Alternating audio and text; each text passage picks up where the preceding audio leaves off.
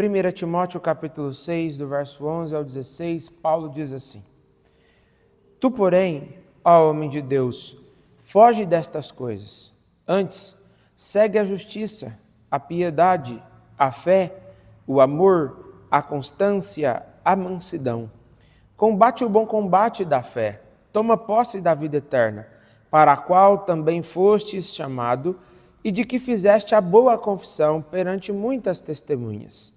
Exorto-te perante Deus, que preserva a vida de todas as coisas, e perante Jesus Cristo, que diante de Pôncio Pilatos fez a boa confissão, que guardes o mandato imaculado, irrepreensível, até a manifestação de nosso Senhor Jesus Cristo, a qual, em suas épocas determinadas, há de ser revelada pelo bendito e único soberano, o Rei dos reis e Senhor dos senhores, o único que possui imortalidade, que habita em luz inacessível, a quem homem algum jamais viu, nem é capaz de ver. A ele honra e poder eternamente. Amém. Até aqui, meus irmãos, a palavra do Senhor. Nós vamos, neste momento, fazer uma oração pedindo ao nosso bondoso Deus que nos fale por meio da pregação da palavra dele. Oremos ao Senhor. Senhor, nós pedimos a Ti que abras o nosso coração e que o Senhor, ó Deus, nos conduzas neste tempo, de tal forma, Senhor, que nós sejamos totalmente transformados pela Sua palavra. Que o Senhor faça com que o Teu Santo Espírito a aplique em nossos corações, de forma, Santo Deus, que nós possamos, por meio dela, cada vez mais amoldarmos a nossa vida à Sua verdade. Que assim o Senhor o faça para a Tua glória, em nome de Jesus, é a oração que fazemos. Amém. Meus irmãos, todos nós precisamos de um objetivo para viver. Nós sabemos que quando nós estamos lutando por alguma causa, as dificuldades, os problemas, as adversidades que às vezes fazem parte dessa jornada são mais facilmente vividos, porque nós sabemos que tudo aquilo que nós estamos passando é para um propósito específico, terá um objetivo claro. E isso faz com que todas as dificuldades que a gente passa, faça de algum sentido ou passe a ter algum sentido e possa até mesmo valer a pena. Mas quando a gente não tem uma razão pela qual lutar, ou quando a gente não sabe para o que nós vivemos ou como nós devemos viver, nós acabamos nos perdendo na nossa jornada. E muitas vezes a gente vê irmãos e irmãs que estão desesperançosos porque as dificuldades vieram na sua vida e como a sua fé não era uma fé robusta, não era o objetivo da sua vida ser mais parecido com Cristo, muitos abandonam a fé pelo caminho. Mas aqui e passam a adotar uma outra forma de viver que não honra ao Senhor. Às vezes pressionado pela cultura, pela família ou por qualquer outra pessoa que tenha consideração. Há muitas pessoas que acabam abandonando o Senhor, porque nas dificuldades da vida acabam perdendo o verdadeiro propósito de sua existência. Mas nesse texto, Paulo vai exortar a Timóteo, para que Timóteo viva com um propósito, para que Timóteo olhe para as dificuldades que ele enfrentaria ali naquela igreja, sabendo e consciente de que ele estava ali justamente por conta desses problemas. Paulo o havia enviado para pastorear aquela cidade, justamente por conta das dificuldades que aquela cidade estava enfrentando. E Timóteo deveria agora, com os seus olhos voltados para o Senhor, permanecer vivendo com um propósito. E esse será o objetivo do sermão e o tema do sermão desta noite. Vivendo com propósito, o chamado à fidelidade, à perseverança e à esperança em Cristo Jesus. Vamos nos lembrar, meus irmãos, o que nós vimos até aqui. Nós vimos Paulo falando no capítulo 6, a respeito da honra que era devida aos diversos grupos da igreja. Paulo falou, na verdade, começando no capítulo 5, a respeito da honra aos idosos, da honra aos mais jovens. Paulo fala do dever de honrar a autoridade da igreja, principalmente aqueles que pregam e se afadigam do evangelho. No capítulo 6, nos 2 primeiros versos, Paulo fala sobre a honra e sobre a forma como o cristão deve lidar com o seu Senhor, com aquele que é o seu patrão. Mas do verso 3 até o verso 10, Paulo faz um contraste entre aqueles que haviam transformado a piedade em uma fonte de lucro e o verdadeiro objetivo da piedade, que era uma vida de temor ao Senhor. E agora, no verso número 11, Paulo vai confrontar Timóteo a viver com base numa esperança, baseado numa fidelidade e olhando sempre para Cristo Jesus, para viver de forma que ele não abandonasse a sua jornada. E é por essa razão que nós vamos ver que para vivermos com um propósito, nós precisamos viver como o homem de Deus. Olhe para o verso 11, veja como Paulo começa o texto. E Paulo começa assim: tu, porém, ó homem de Deus. Então a primeira coisa que a gente precisa entender é que Paulo está fazendo um contraste com a vida, com aqueles homens que não amavam ao Senhor, com a forma como eles conduziam-se nas suas vidas e a forma como Timóteo deveria se conduzir. Paulo então usa essa expressão que já apareceu em momentos anteriores na exposição desta carta. Por exemplo, quando em 1 Timóteo, no capítulo 4, no verso número 6, Paulo disse que Timóteo não deveria ser como aqueles que estavam vivendo infiéis e entregues aos falsos ensinos. Então ali Paulo, orientando a Timóteo, disse: olha, nós sabemos que muitos se entregaram à heresia, mas tu, porém, Timóteo, você vai permanecer fiel, mesmo em meio às muitas heresias que ali estavam. No verso número 12, Paulo mais uma vez exorta Timóteo por meio dessa expressão, dizendo que Timóteo deveria não apenas não permitir que ele fosse desprezado por conta da sua juventude, mas mais do que isso, que Timóteo deveria ser um modelo, deveria ser um exemplo de fé da vida dos irmãos. Mas agora, Paulo é claro ao mostrar para Timóteo que ele deveria guardar o seu coração para não se entregar ao amor ao dinheiro, que tinha feito com que muitos abandonassem a verdade e havia feito com que muitos transformassem o seu ministério muito mais interessados nos recursos advindos dele do que de fato no seu temor e no amor ao Senhor. E é por essa razão que Paulo usa a expressão tu, Timóteo, porém, ou em outras palavras, você precisa viver de forma diferente daqueles que fizeram da piedade uma fonte de lucro. E veja que Paulo continua, e essa expressão, homem de Deus, ela é algo extremamente responsável diante da igreja que Timóteo estava pastoreando. Paulo estava responsabilizando Timóteo sobre o seu dever de viver em conformidade com aquela palavra que ele pregava. E veja que a expressão homem de Deus, ela mostra o zelo, a fidelidade que deveria ser característica na vida de Timóteo. Paulo não está simplesmente apontando para a sua masculinidade, mas Paulo está adjetivando ele, mostrando que essa sua masculinidade deveria ser demonstrada de forma madura, em que Timóteo gastaria a sua vida consciente do seu dever de viver uma vida diante do Senhor.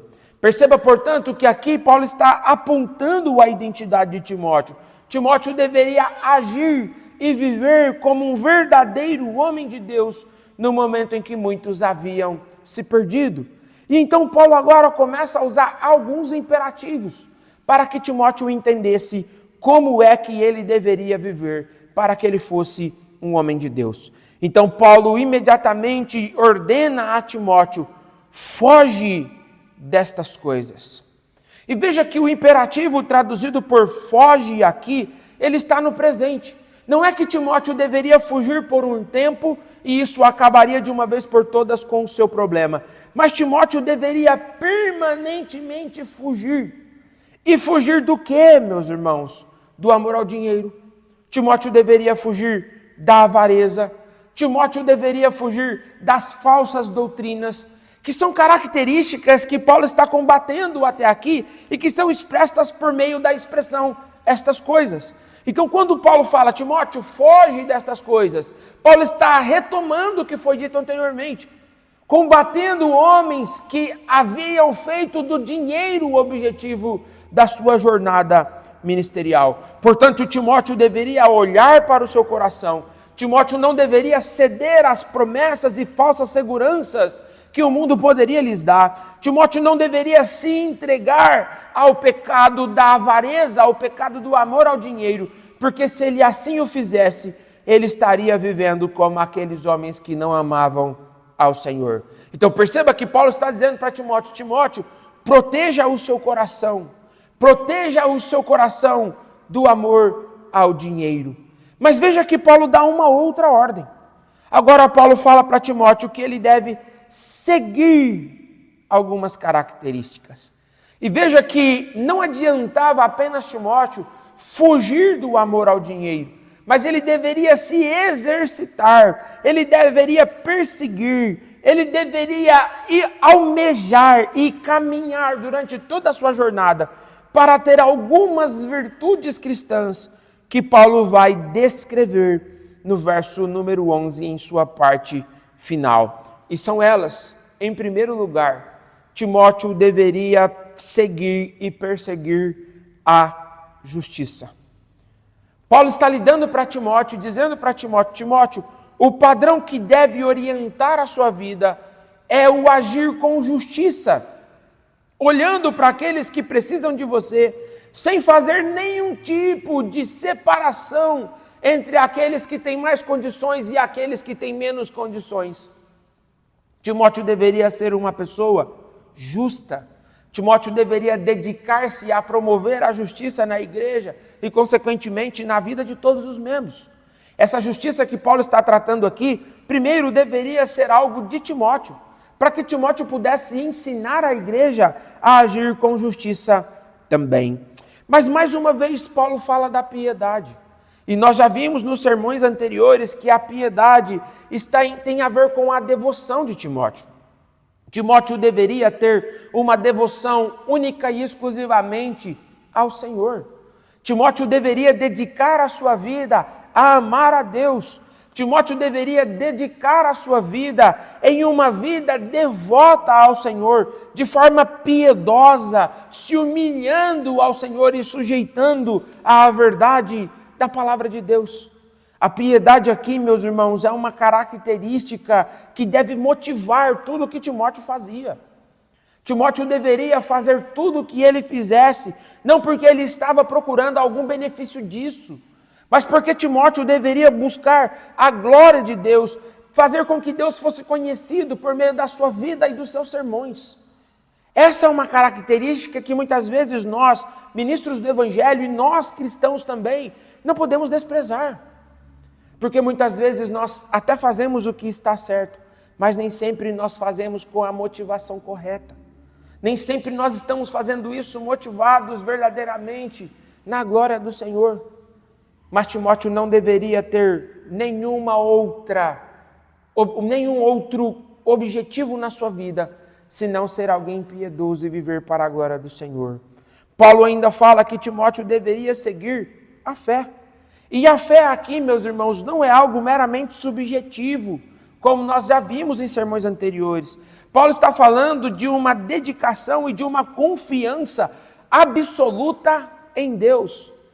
Ao chegar na igreja, ao lidar com as dificuldades da igreja, Timóteo deveria crer no Senhor Jesus Cristo, aquele que havia dado uma base teológico-doutrinária para aquela igreja. E Timóteo deveria não apenas pregar essas verdades para a igreja, mas Timóteo deveria crer no que ele pregava. Porque, meus irmãos, como é triste para as nossas igrejas, homens que até confessam com os seus lábios a verdadeira teologia, a verdadeira fé, mas que não vivem verdadeiramente baseados nela. Se Timóteo queria ter o seu ministério frutífero, se Timóteo queria que o seu ministério produzisse frutos naquela cidade, Timóteo deveria crer única e exclusivamente naquele que o havia comissionado e enviado para aquele lugar. Mas além disso, Paulo ordena a Timóteo que ele busque o amor. Lá no primeiro capítulo, no versículo 5, Paulo já orientou Timóteo a lidar com tudo aquilo que estava acontecendo, sempre buscando o bem do outro e a glória de Cristo. Timóteo não deveria ter como objetivo o seu próprio crescimento ou o reconhecimento que a igreja daria a ele por conta do seu bom serviço prestado. A preocupação de Timóteo deveria fazer e ser com que aqueles que estavam vivendo em pecados, enganados e iludidos, abandonassem os seus pecados para passarem a viver para a glória do Senhor. O amor é o que deve mover as nossas vidas. Paulo já falou sobre isso escrevendo aos Coríntios. E ele escreve falando sobre dons no capítulo 12, no capítulo 14 ele fala sobre dons, mas ele no capítulo 13 fala sobre o amor, dizendo que ainda que a gente busque todos os dons, se nós não tivermos amor, os frutos que nós daremos não serão frutos legítimos. Paulo diz que será como um sino que ressoa. Paulo usa várias ilustrações para mostrar que se não for o amor que nos faz abandonar os nossos pecados e amar o nosso Senhor e viver para a glória dele, nossas motivações, elas podem ser torpes. Timóteo sabia e Paulo sabia que aqueles homens que ali estavam já não amavam mais o Senhor com toda a sua força. Eles já haviam devotado o seu coração a Mamon, ao outro Deus. E Timóteo não deveria agir assim. Mas Timóteo também deveria ter perseverança, meus irmãos. As nossas traduções traduziram por constância, que é a ideia daquele que permanece fiel em meio às dificuldades, em meio aos embates que Timóteo teria naquela igreja, em meio às dificuldades que ele enfrentaria, ele deveria ter o seu coração à disposição de persistir. Ele não poderia retroceder diante dos problemas, ele não poderia afrouxar o seu rigor, a sua identidade doutrinária diante das muitas perseguições, mas ele deveria permanecer firmado na convicção daquele que o havia chamado e daquele que o havia conduzido para aquele lugar. Era o Senhor que o estava direcionando e Timóteo deveria permanecer firme nas suas convicções, firme no seu propósito, firme na causa para a qual ele havia ido ali, que era para revitalizar aquela igreja. Mas Paulo termina dizendo que tudo isso Timóteo deveria fazer com mansidão. A mansidão é aquela disciplina que reflete o caráter de Cristo. Nós sabemos que hoje muitas vezes a pessoa mostra que é forte quando ela perde o controle, quando ela se altera, quando ela se exalta. Mas a verdadeira mansidão é demonstrada naquele que tem o controle das suas próprias atitudes e ações. Isso não é uma fraqueza, meus irmãos. Principalmente para líderes, para homens e mulheres de Deus, nós precisamos de mansidão para que nós promovamos a paz, não por meio da passividade. Porque a verdadeira paz, ela não vem por evitar conflitos. Em alguns momentos os conflitos são necessários. Mas a mansidão é para que nós não hajamos além do que é necessário. Mas para que nós não gastemos os nossos cartuchos de forma exagerada. E assim, ao invés de conduzir as pessoas ao arrependimento, nós acabarmos as ferindo. É por essa razão que Timóteo deveria ter mansidão. Para lidar com igrejas difíceis ou com situações difíceis da nossa igreja, a mansidão é uma característica indispensável para a sua liderança. Queridos, aplicando isso para as nossas vidas, todos nós já ouvimos os nossos pais dizerem assim: você não é todo mundo.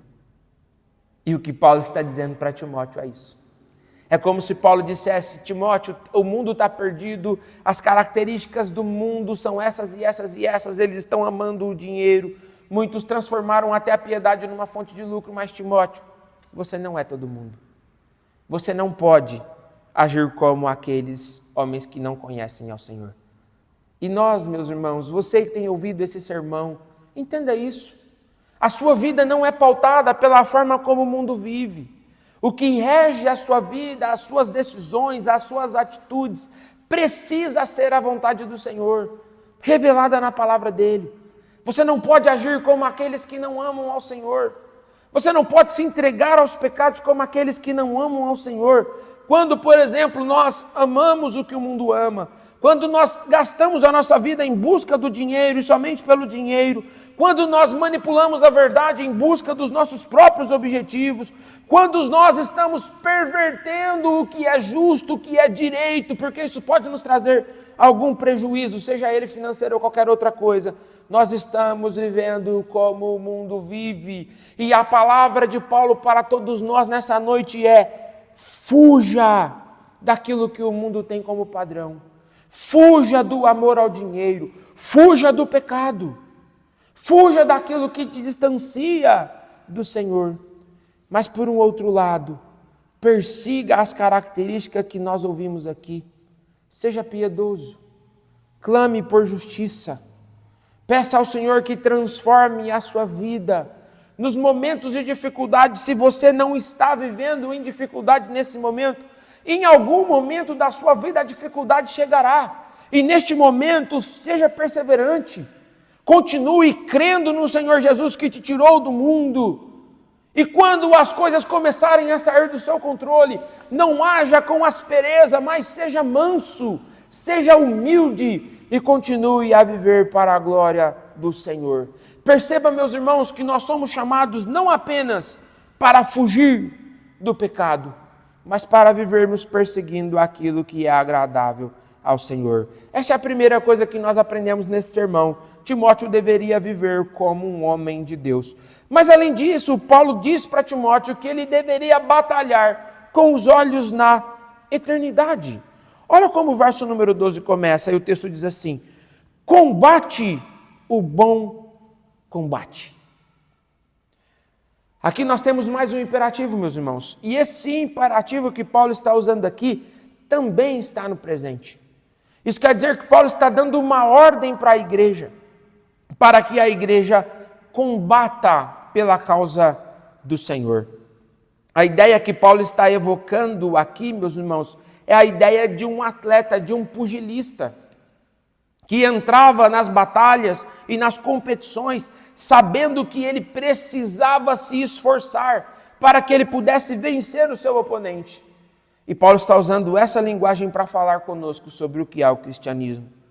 Meus irmãos, às vezes a gente percebe que nas nossas caminhadas, na caminhada da igreja, há alguns irmãos que tratam o cristianismo como se o cristianismo fosse uma colônia de férias.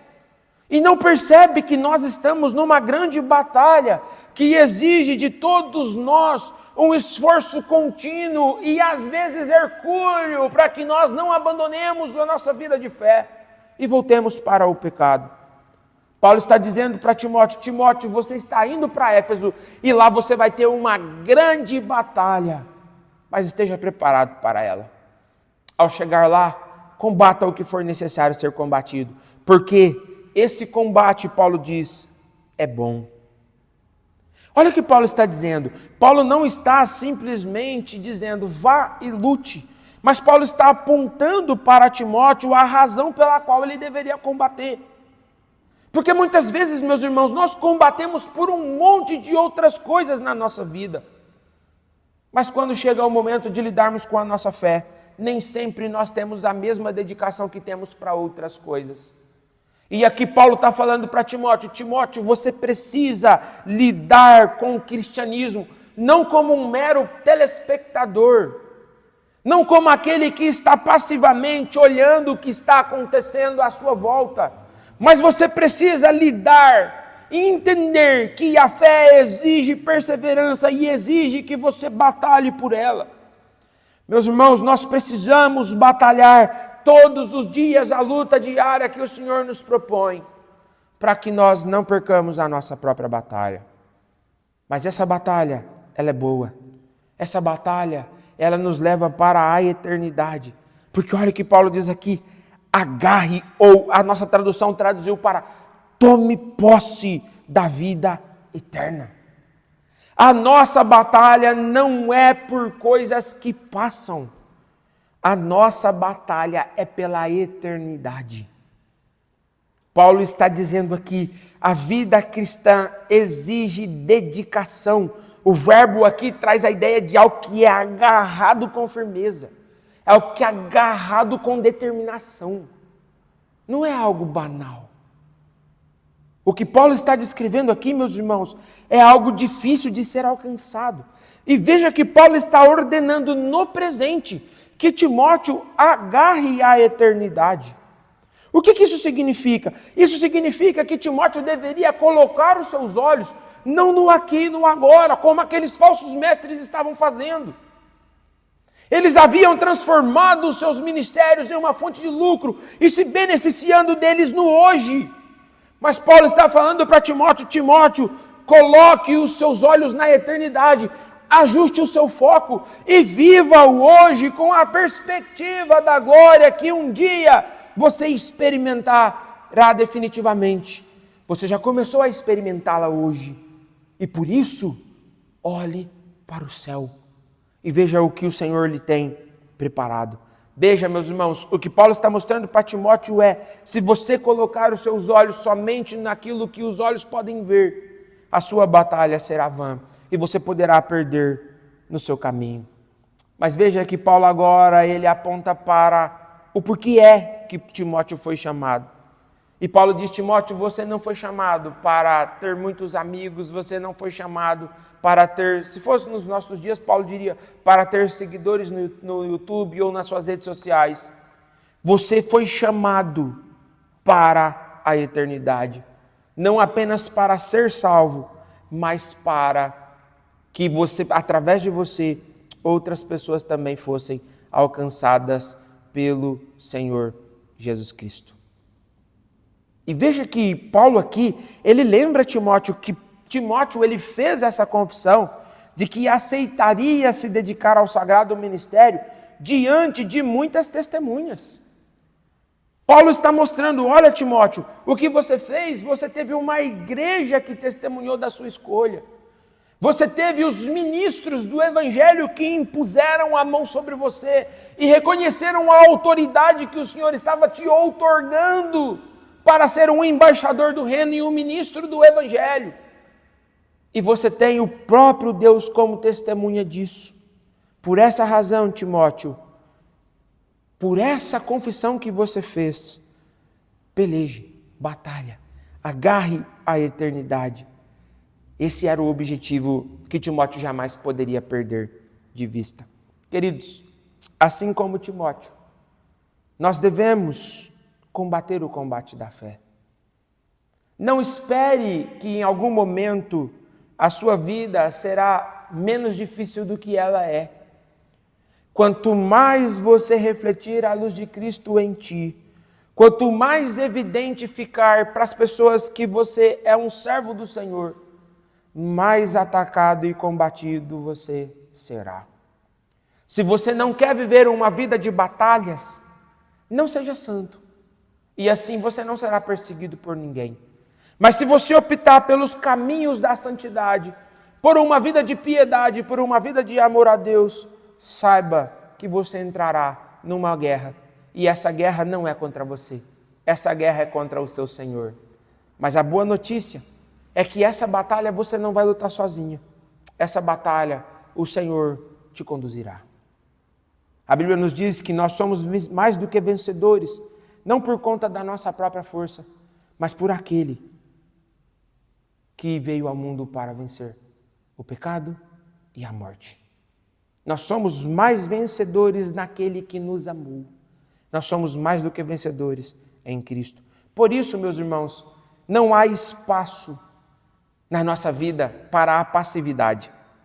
Nós precisamos estar envolvidos com a mensagem do Evangelho, comprometidos com a verdade de Deus, pregando, vivendo a verdade do Senhor, porque, como nós já vimos, nós não somos como o mundo, nós não somos todo mundo. Nós precisamos estar prontos para sofrer pela causa de Cristo, mas sofrendo na batalha, lutando pela causa de Cristo. E para que a gente não abandone, o segredo olhe para a eternidade. Não coloque os seus olhos naquilo que passa, coloque os seus olhos naquilo que o Senhor já te deu. Você já não é mais escravo do pecado hoje. Você já não é mais escravo da iniquidade, porque Cristo já te libertou. Nós já temos a vida eterna, nós já devemos usufruir da vida eterna. Mas nós nunca podemos esquecer que nós estamos caminhando para o dia em que a obra de Cristo será definitivamente consumada. Mas para que nós cheguemos lá, estejamos com Cristo, aquele que foi e disse que voltaria para nos buscar, nós precisamos agarrar com toda a nossa força a nossa eternidade. E lembre-se, todos vocês que se tornaram membros desta igreja, vocês fizeram uma confissão perante muitas testemunhas, como Timóteo fez. Não torne o teu voto vão. Não torne a sua profissão de fé vã, porque o Senhor não terá por inocente, nos lembra o terceiro mandamento, aquele que tomar o nome dele em vão. Lembre-se, um dia você veio à frente, você professou a sua fé, você assumiu um compromisso de lutar, de viver para a glória de Cristo, e você não vai poder abandoná-lo. Por isso, a primeira coisa que a gente viu é que nós precisamos viver como homens e mulheres de Deus. A segunda coisa é que nós precisamos batalhar pela causa de Cristo com os nossos olhos na eternidade. Mas terceira coisa que esse texto nos mostra é que nós precisamos testemunhar da nossa fé até que Cristo volte. Olhe para o verso número 13 e veja o que o texto bíblico diz. E Paulo começa assim: exorto-te perante Deus, que preserva a vida de todas as coisas. Veja que aqui Paulo está usando um verbo que traz a ideia de uma advertência solene. Paulo não está dando uma exortação casual. Paulo está alertando Timóteo sobre como um ministro do Senhor que Paulo era e como Timóteo era, que a atitude dele traria consequências para a decisão dele. É como se Paulo estivesse dizendo: Timóteo, eu estou te encarregando. E diante de nós há uma testemunha, há um justo juiz que é o nosso Deus. E esse Deus é aquele que está te comissionando para essa obra. Veja o peso do que Paulo está dizendo aqui. Ele já havia dito a respeito das testemunhas que eram a igreja e os homens de Deus, a qual colocaram as mãos sobre a cabeça de Timóteo. Mas agora Paulo chama o próprio Deus como testemunha do que ele estava dizendo. E ele exorta a Timóteo perante aquele que dá vida a todas as coisas. Timóteo não deveria temer nada, porque ele estava protegido por aquele Deus que é o que faz com que todas as coisas permaneçam existindo. A força que Timóteo precisava e precisaria para a sua caminhada cristã não viria dele, viria daquele que o havia chamado. Aquele que o havia chamado o sustentaria para que ele continuasse e desempenhasse com êxito o seu ministério pastoral. Mas veja que além da igreja, além dos ministros, além de Deus, Paulo chama mais uma testemunha. E olha o que o texto diz: e perante Jesus Cristo, que diante de Pôncio Pilatos fez a boa confissão. Agora Paulo já chamou até o Senhor Jesus Cristo, aquele que governa a igreja por meio dos oficiais, o rei que governa e que reina para todo sempre, como Paulo falará e nós veremos ali na frente. Ele também estava como testemunha diante de Timóteo. Mas veja que interessante o que Paulo está dizendo aqui. Por que é que Timóteo não poderia fazer uma falsa confissão? Porque a mesma confissão de amor a Deus que Timóteo fez, Cristo o fez diante de Pilatos, diante das dificuldades e da sua morte iminente. Jesus não foi covarde, Jesus não retrocedeu, Jesus não negou a sua fé. Jesus ousadamente, corajosamente testemunhou diante de Pilatos quem ele era e permaneceu fiel até a morte. Cristo não retrocedeu diante da dificuldade. Cristo não temeu as autoridades políticas. Cristo não se preocupou com toda a acusação injusta que ele estava sofrendo, mas em nenhum momento ele negou a sua identidade, porque ele sabia para o que ele havia vindo. E Timóteo deveria entender que ele havia ido para a igreja de Éfeso para que ele pudesse colocar a igreja nos trilhos do evangelho novamente. Não é esse o tema geral da nossa série, uma igreja segundo as Escrituras? Esse era o objetivo de Timóteo, e Timóteo não poderia retroceder, ele não poderia falhar, ele não poderia temer os homens ou quem quer que seja. Porque Cristo e a confissão de Cristo era o modelo que ele deveria adotar. O supremo modelo de fidelidade, o supremo modelo daquele que deu a sua vida, mas que não abandonou a vocação a qual ele havia recebido do Pai. Veja o peso do que Timóteo está dizendo, o que Paulo está dizendo para Timóteo aqui. Timóteo deveria entender que ele estava a serviço do nosso Salvador E assim como o nosso Salvador optou para cumprir a sua vocação, dando a sua vida, se necessário fosse, Timóteo deveria estar pronto para morrer. Não é esse o chamado do Evangelho para todos nós? Jesus disse: quem quer vir após mim, negue-se a si mesmo, tome a sua cruz e siga-me. Esse chamado é o chamado de Timóteo. Mas Timóteo recebeu um outro chamado, não apenas um chamado à fé, mas um chamado para ser ministro do Evangelho. E ele não poderia retroceder diante das dificuldades, ele deveria se manter santo, fiel e irrepreensível, para que ele não abandonasse a jornada no meio do caminho. Mas o verso 14 agora vem uma outra ordem de Paulo, que guardes o mandato imaculado. Veja o que Paulo está dizendo aqui. Timóteo, essa ordem que eu estou te dando, Paulo usa mais um aqui, imperativo. Você deve guardar. A ideia de guardar aqui, meus irmãos, é de alguém que recebeu um objeto precioso e que esse objeto precioso foi colocado sob sua posse. Então Timóteo deveria cuidar, zelar, proteger, não permitir que esse mandamento fosse perdido, mas antes disso ele deveria guardar isso de forma imaculada ou sem mancha, ou como as nossas traduções optaram por fazer, por imaculado, trazendo a ideia do sacrifício do Antigo Testamento, que aquele animal que era levado para ser entregue, para ser sacrificado, ele não poderia ter nenhum defeito. E a ideia de Paulo ao usar essa imagem é: Timóteo, a sua vida tem que ser marcada pela integridade. Você não pode fazer concessões. Você não pode ceder a distorções doutrinárias. Você não pode ter compromisso com o erro. Essa ordem que eu estou te dando, vinda do Senhor, você precisa permanecer fiel a ela. Paulo não está exigindo que Timóteo seja perfeito, absolutamente, porque isso é impossível. Mas Timóteo deveria agir com maturidade. Timóteo deveria estar comprometido com a causa de Cristo. E o texto termina com Paulo dizendo: até quando Timóteo deveria ser assim?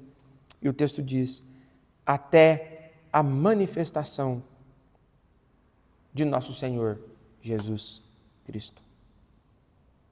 O que Paulo está dizendo é: enquanto Cristo não viesse. E é interessante que a palavra traduzida aqui por manifestação é a palavra epifaneia, que traz a ideia de uma vida visível, de uma vinda gloriosa e definitiva.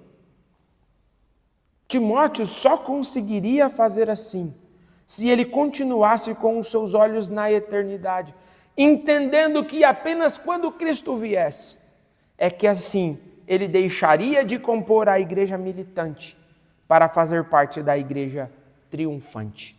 Mas até lá, Timóteo deveria permanecer fiel e temente a Deus. Agora aqui Cristo já não aparece mais como uma testemunha. Aqui Paulo mostra que Cristo é Senhor, ao que ele começará a discorrer do verso 15 e no verso 16. Meus irmãos, aplicando isso às nossas vidas, o que nós estamos ouvindo aqui é uma exortação, a mesma exortação que Paulo fez a Timóteo.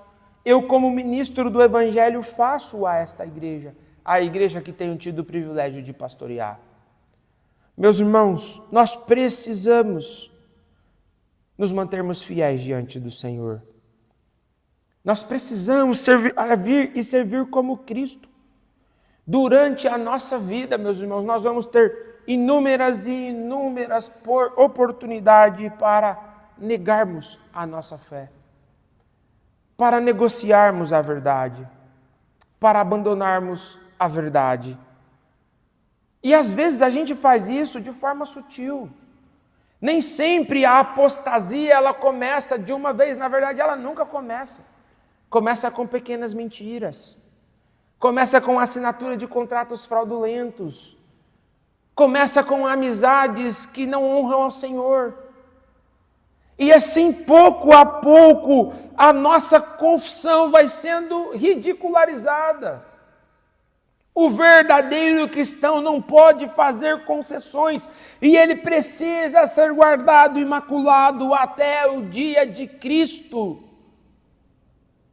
Enquanto Cristo não vier te buscar, seja individualmente com a sua morte, ou seja, quando ele consumar a história, voltando e se revelando em glória, todos nós, meus irmãos, precisaremos viver fiéis, sem concessões, até o dia em que Cristo nos diga: vinde benditos do meu Pai.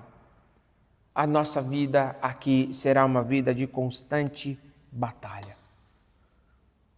Tentações virão, falsas amizades virão, problemas teremos, mas nós precisaremos continuar caminhando para a glória de Cristo. Seja fiel à confissão que você fez um dia. Seja fiel ao teu voto que você fez quando você foi recebido como membro desta igreja. Caminhe e continue a caminhar para a glória do nosso Senhor. E o texto termina nos exortando que agora, além de nós sermos homens e mulheres de Deus, além de nós batalharmos com os olhos na eternidade, além de nós testemunharmos a nossa fé até a volta de Cristo, nós também precisamos confiar e descansar no nosso Senhor. Olha o que o verso 15 ele nos diz. Paulo começa assim: a qual, em suas épocas determinadas, há de ser revelada pelo bendito e único soberano. Olha o que Paulo está dizendo. Quando é que Cristo virá? Nós não sabemos. Nós não sabemos se será hoje, se será amanhã. Infelizmente, meus irmãos, há pessoas que fizeram de Mateus 24, do Sermão da Montanha e outros sermões de Cristo como um checklist para ficar identificando o tempo de Jesus voltar. Mas isso não foi o objetivo de Cristo ali. Não falta mais nada, meus irmãos, para que Jesus volte. De acordo com Pedro, os últimos dias se inauguraram. Lá em Atos capítulo 2, quando o Espírito desceu, Pedro se levanta e diz: isso aconteceu para que se cumprisse o que fora predito pelo profeta Joel. Nos últimos dias derramarei do meu Espírito sobre toda a carne. Então veja, os últimos dias começaram lá. Nós não sabemos quando será o dia em que o Senhor virá, mas Paulo está nos dizendo: o nosso Deus já tem esse dia marcado na agenda dele. Quando a história começou, o Senhor virou a sua ampulheta do tempo. E a história está correndo, caminhando a passos largos, de forma teleológica, para cumprir esse propósito, que é que no fim da história, Cristo Jesus voltando em glória para consumar aquilo que ele definitivamente, aquela redenção que ele iniciou por meio do seu ministério. Perceba, portanto, meus irmãos, que o que Paulo está dizendo é: enquanto esse Senhor não voltar, enquanto essa glória não for revelada, enquanto o bem-aventurado, enquanto aquele que é o único e soberano Senhor que nós temos, que é o único déspotes, que é o déspota que o texto traz aqui, ele é o monodéspotes, que é a palavra que Paulo usa, ou seja, ele é o único que tem o poder absoluto. Quando esse que tem o poder absoluto se revelar de forma definitiva, então a igreja passará a ser uma igreja triunfante. Essa é uma verdade que deve consolar a igreja. Hoje, meus irmãos, nós somos desprezados, porque o nosso Cristo o foi. Hoje nós somos ridicularizados, igual o nosso Senhor foi. E pode ser que nós tenhamos que experimentar o martírio como nosso Senhor experimentou. Mas a boa notícia para nós é que tudo isso não será em vão. Porque da mesma forma que ele venceu a morte, um dia, por conta da vitória dele, nós também venceremos. Essa é a nossa esperança. Por isso que Paulo fala para Timóteo: Timóteo, batalhe, combata, faça o que for necessário, mas nunca esqueça dos seus olhos na eternidade. Meus irmãos, os nossos olhos estão colocados demasiadamente na terra, e é por isso que tanto lamentamos, tanto sofremos, tanto resmungamos diante das nossas adversidades. Mas nos lembremos que tudo o que tem acontecido na nossa vida é o Senhor, é o déspota, é aquele que tem o poder absoluto, é aquele que controla todas as coisas para a sua glória, que está conduzindo. Não desprezemos isso, meus irmãos. E veja que Paulo passa a descrever a Jesus agora através de algumas características. Paulo diz que ele é o Rei dos Reis, ele é o Senhor dos Senhores. Paulo está usando um título que demonstra que todos os reis se curvarão a este rei, ainda que hoje, meus irmãos, há muitas nações que se alegram em perseguir a igreja, ainda que muitas vezes há poderosos que ridicularizam a nossa fé, mas um dia, se eles não estão se sujeitando ao Senhor voluntariamente, um dia o farão de forma forçada, de forma por meio de coação. Eles terão que se curvar diante do Senhor. Ele é o Rei dos Reis. Mas Paulo ainda diz que ele é o Senhor dos Senhores. Ele é o Kyrion, ou seja, ele é o Senhor dos que governam. Todas as autoridades constituídas que existem foram constituídas por ele. Nós sabemos que há muitas autoridades hoje que acham que são todo-poderosos. Nós sabemos que há muitas autoridades que pensam que têm o controle de todas as coisas. E por conta disso perseguem a igreja, perseguem os cristãos, praticam a iniquidade, se alegram com a injustiça. A gente liga a televisão e parece que a indecência, a injustiça está triunfando. Mas um dia o Senhor trará juízo sobre todos eles. Por isso que o cristão, de acordo com Mateus capítulo 5, ele é bem-aventurado quando ele tem fome e sede de justiça. Porque nós não esperamos que a solução dos nossos problemas venha de um homem qualquer. A nossa solução vem de Cristo. Essa mesma expressão, Rei dos Reis e Senhor dos Senhores, aparece em Apocalipse capítulo 19, verso número 16, para enfatizar que esse Cristo, soberano da história, virá em manifestação final para, de uma vez por todas, acabar com os efeitos do pecado. E ele é descrito agora, no verso número 16, concluindo o nosso texto, como aquele que não morre. Literalmente, o que foi trazido por imortalidade aqui, literalmente é o não mortal. É aquele sobre quem a morte não teve efeito. Paulo diz que ele habita numa luz inacessível, ou seja, uma luz extremamente gloriosa, uma luz que os nossos olhos sequer conseguem descrever. Quando Paulo estava perseguindo a igreja, ele foi encontrado por esse Cristo. Não pelo Cristo morto, crucificado em Jerusalém, mas pelo Cristo glorioso. E ao meio-dia ele diz, ao relatar o seu próprio testemunho de conversão, que uma luz brilhou. Meus irmãos, era meio-dia. Imagina a glória de Cristo que Paulo viu ali. E lá em 1 Coríntios, quando ele está falando a respeito das características dos apóstolos, ele diz que que Cristo foi visto por ele como por um nascido fora de tempo. Quando Paulo, na verdade, está falando sobre a ressurreição. E Paulo está testificando quem Cristo é. Ele não é uma divindade qualquer. Ele não é mais um ídolo como muitas vezes a gente faz, meus irmãos. Ele é aquele que habita numa luz inacessível. Aquele que é hoje invisível, o Deus que é invisível. Aquele que conduz a história e que os olhos hoje já não podem mais ver. Mostrando como que há uma transcendência muito grande em quem Deus é. E Paulo termina dizendo, como todos nós precisamos terminar, a Ele, pois, a honra e o poder eterno. Amém. Veja o Deus que não pode ser visto. Foi revelado em Cristo Jesus. E diante de toda essa teologia que Paulo está expressando, ele termina louvando a Deus, mostrando que é falso a ideia de que teologia esfria o cristão. Mostrando que é falso a ideia de que nós não podemos nos envolver com teologia. Na verdade, nós precisamos, porque quanto mais nós conhecemos o Senhor, mais nós temos condições de servi-lo da forma como Ele quer ser servido e adorado. Meus irmãos, eu termino esse sermão lembrando. Sabe por que nós podemos e devemos batalhar pela fé?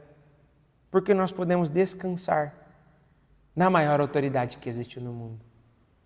Eu não estou falando de nenhum rei, eu não estou falando de nenhum presidente, eu não estou falando de nenhum pai ou de algum outro princípio de força ou algum homem que você tem segurança ao estar por perto dele. Eu estou falando daquele que tem o controle de todas as coisas. Paulo está dizendo que nós devemos batalhar pela fé, olhando para Cristo. Se você tem enfrentado dificuldades na sua vida, não se desespere. Peça ao Senhor, este que é o Todo-Poderoso, que te conduza e continue a conduzir a sua história. Ao invés de se rebelar contra o que o Senhor tem feito, se sujeite à vontade dEle. Peça ao Senhor que te dê graça para que você seja grato ao que você tem passado, seja as dificuldades ou os momentos de alegria, mas lembre-se, nós estamos caminhando, conduzidos por aquele que não perde batalhas. A nossa história não está com um final aberto, como erroneamente algumas teologias querem ensinar por aí. Não somos nós que decidimos o final das nossas vidas, como essas mesmas teologias querem nos ensinar. O final da nossa história é glorioso, porque o final da nossa história é ao lado de Cristo. O final da nossa história é ao lado daquele que venceu a morte e por meio de quem nós também podemos vencer. Que o Senhor nos dê coragem, irmãos, que o Senhor nos dê ousadia para que nós possamos continuar, em primeiro lugar, vivendo como homens e mulheres de Deus. Não seguindo os padrões do mundo, mas seguindo o padrão da própria Escritura. Em segundo lugar, para que nós batalhemos com os olhos na eternidade. Lembrando que no Senhor, como Paulo termina, 1 Coríntios capítulo 15, verso 58, o nosso trabalho não é vão. Nós não precisamos temer. Nós devemos continuar caminhando sabendo que Cristo um dia nos recompensará. Com os olhos na eternidade, nós precisamos continuar testemunhando da nossa fé até a volta de Cristo, que é o soberano da história.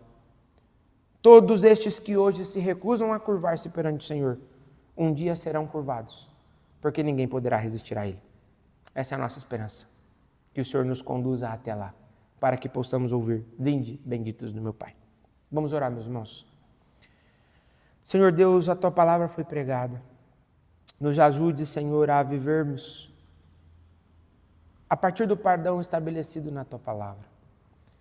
Não permita, Senhor, que nós nos amoldemos à forma que o mundo caído vive.